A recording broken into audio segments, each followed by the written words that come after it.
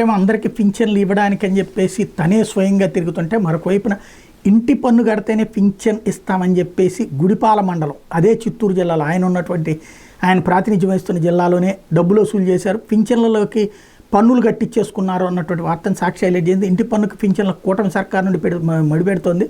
ఇంటి పన్ను కడితేనే పింఛన్లు ఇస్తామని సచివాలయ సిబ్బంది హుకుం జారీ చేశారు. చిత్తూరు జిల్లా గుడిపాల మండలంలో మంగళవారం 27 పంచాయతీలు ఇదే తంతు నడిచింది. పైనుండి ఆదేశాలు వచ్చాయంటూ సచివాలయాల సిబ్బంది వీఆర్ఓలు పింఛన్ల పంపిణీ కార్యక్రమంలో ఇంటి పన్ను వసూలు చేశారు. కొన్ని గ్రామాల్లో ఇంటి పన్ను చెల్లిస్తామని చెప్పిన తర్వాత పింఛన్ సొమ్ము అందజేశారు. అయితే పన్ను చెల్లించిన వాళ్ళకి ఎక్కడా కూడా రసీదులు ఇవ్వలేదు.